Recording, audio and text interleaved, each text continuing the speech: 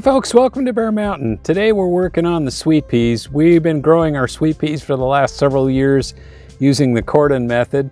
We've got some videos on that, how we've set that up. You can go and check that out. But I thought I'd just show you that today we're kind of working on just going through and looking at them and adding more clips to kind of get them, further up on the string and kind of show you the process that we go through and what we're doing and what we're looking for to keep them, going on the straight and narrow. So let's take a look.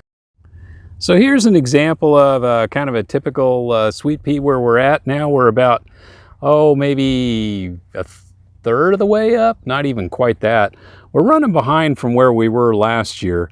But what you can kind of see is we're training these guys on one central leader. So what we need to do is go through and take out anywhere where there's any branches or any tendrils like this. We're going to take those guys off.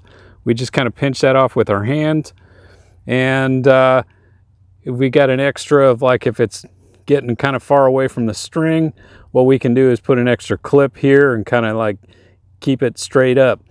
Now, some of these guys are beginning to start to develop actual blossoms.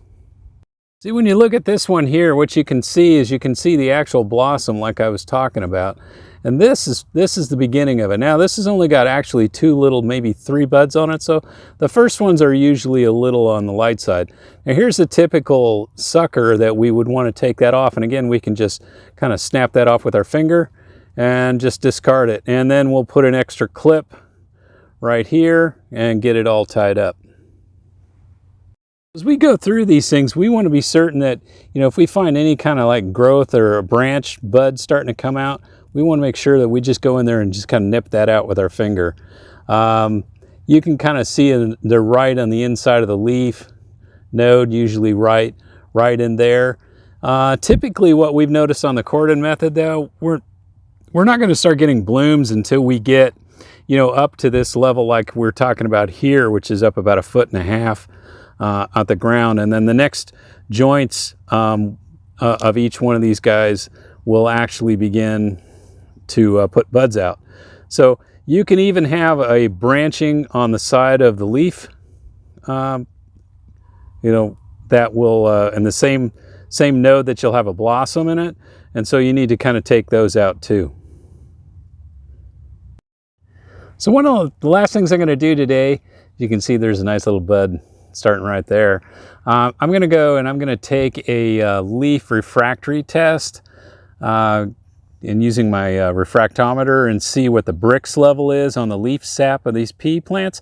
We've been fertilizing them with JLF and JMS, which is Jadam microorganism solution, which is a biologic solution, and the Jadam liquid fertilizer, which is our fertilizer we've made from grass. So I kind of want to see, what the health of the plants are.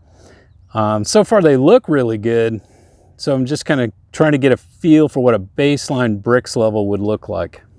So what I thought I would use to get some plant sap of it, I'd use some of the leaf node little sprouts that are probably some of your more active growing spaces. So to kind of give you an idea of what's it looking like in the tips of the plants.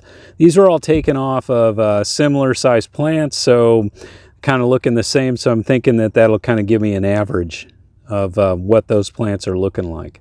So the next thing I'm going to do is take those guys and I'm going to put them, squeeze out some plant sap onto my refractometer and see how it measures out. All right, we got, this is our a hand garlic press.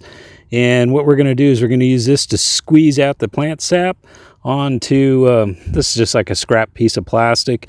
And then what we'll do is use our little pipettes to put a few drops on the actual refractory screen. So let's just get that part done and we'll show what the results are. So the Brix level ended up being about 7, which is lower than I would have thought. I would have kind of hoped it would be somewhere around 10 to 12.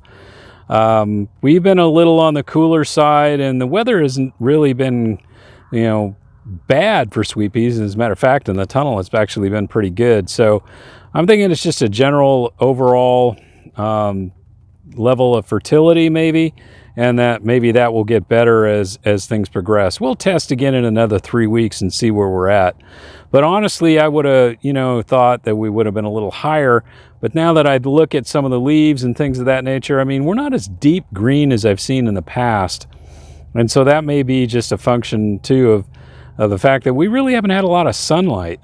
Today's a pretty sunny day, but we've had a lot of really cloudy days. And that may be a factor too, just from a photosynthesis standpoint. Although the temperatures have been great for sweet peas, I think it's, we'll just see how it goes through the future. So anyway, I guess what I'm looking at is we're running a bit behind from normal. I mean, other people, growing sweet peas in the tunnels, they're pretty much harvesting at this point. And we planted these guys later in the winter, probably about 4 weeks later than what would have been our normal time. So we're off at least a couple of weeks in ourselves. We're probably going to start harvesting in any serious way closer to the first part of June. But as you can tell, these guys are really starting to grow. I mean, it's not a consistent thing. Different varieties are a little bit, growing at a little bit different rate.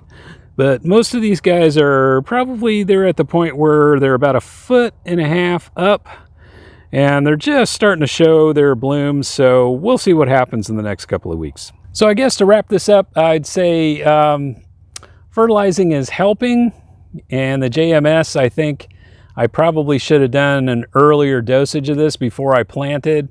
I missed doing my 4 installments of it. I usually do a 4 or 5 days apart. I put in 4 good drenchings of the JMS, and I didn't get that done before I planted the sweet peas, so it might have made a bit of a difference. I think in general, though, we're going to be okay. It's catching up, and they're doing all right. So anyway, I want to thank you guys for watching today. I know it's a little bright here in the tunnel. I apologize for if I'm a little over on the overexposure side, but we've kind of had cloud cover coming in and out, and so it's been difficult to kind of keep things adjusted. So thanks for following us, and we'll catch you on the next video. Bye-bye.